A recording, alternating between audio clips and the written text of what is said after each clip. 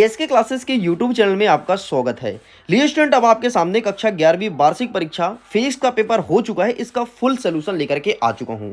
आप देख लीजिए, अगर आपके पेपर का कोड 11035 है, ये वीडियो आपके लिए काफ़ी इंपॉर्टेंट है। इसमें मैं आंसर बताने वाला हूं। और अगर आप चाहते हैं कि हम आपके पेपर के पीडीएफ का वीडियोस बनाएं, तो आप मुझे अपना पेपर व्हाट्सअप कर सकते हो। पीडीएफ बना करके फ्रंट पेज से लेकर के एंड पेज तक भेजना। पेपर कहीं कट नहीं होना चाहिए, बढ़िया बकायदे अच्छा पीडीएफ बना हो। हम डेफिनेटली वीडियो बनाएंगे। आपको अपना पेपर शेयर करना है 7470 705 703 वाले मोबाइल नंबर पे। इसमें व्हाट्सएप में आप शेयर कीजिए, हम आपके प्रश्न पत्र के फुल सोल्यूशन का वीडियो 10 मिनट के अंदर बनाएंगे। चलो फटाफट आगे बढ़ते हैं एंड क्वेश्चंस को कवर अप करते हैं। हमारा पहला प्रश्न कहता है कि सही विकल्पों को चुनकर के लिखो। पहला नंबर कहता है ऐसे युग्मक की पहचान कीजिए जिसकी बीमाएं समान होती है। तो इसका सही आंसर लिखना है आपका बल और कार्य, अर्थात ऑप्शन नंबर डी। नेक्स्ट कह रहा है असमान त्वरण होने पर वेग समय ग्राफ होगा। तो इसका सही आंसर लिखना है आपको ऑप्शन नंबर बी, वक्रीय ग्राफ।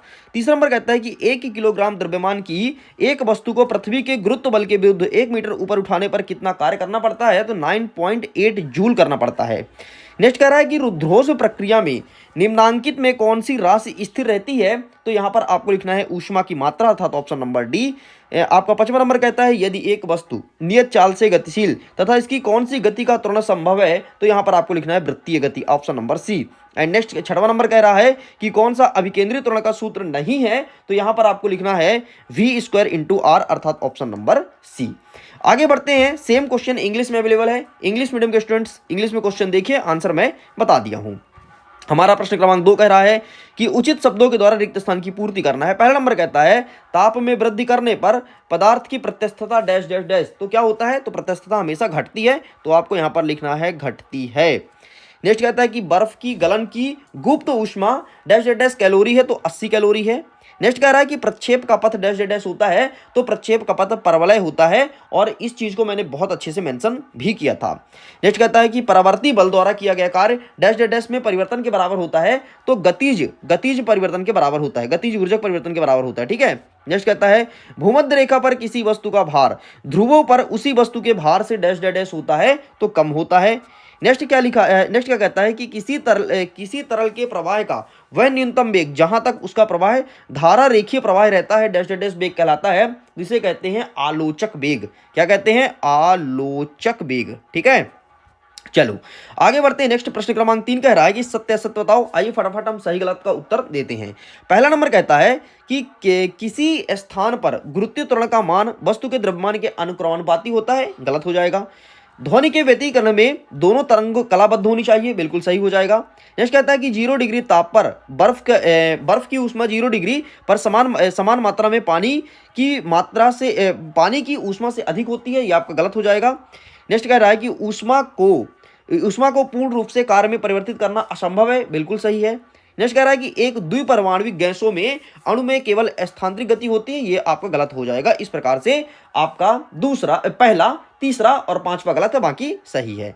आगे बढ़ते हैं। नेक्स्ट हमारा प्रश्न क्रमांक 4 कह रहा है कि सही जोड़ी मिलाइए। आइए फटाफट सही जोड़ी को देखते हैं। पहला नंबर कहता है सरल लोलक का आवर्तकाल। तो ये हो जाएगा आपका 2π√1/g। सरल लोलक का आवर्तकाल पूछा है, तो ये हो जाएगा आपका 2 सेकंड। नेक्स्ट कह रहा है कि आवर्तकाल, तो आवर्तकाल का हो जाएगा सी नंबर, मतलब आपका आवृत्ति हो जाएगा। ठीक है।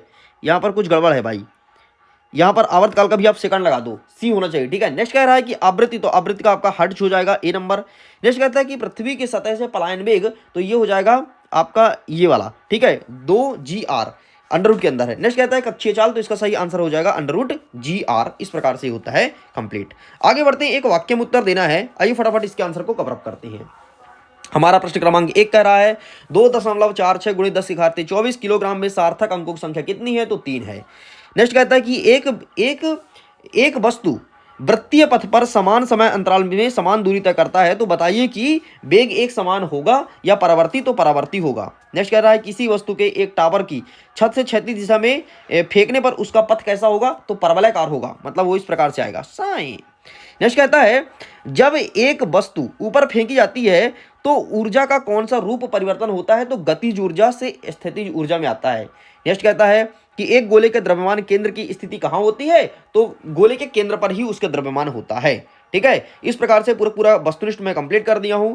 बाकी यहां से बहुत सारे क्वेश्चंस एएसके के बूस्टर डोज से देखने को मिला है।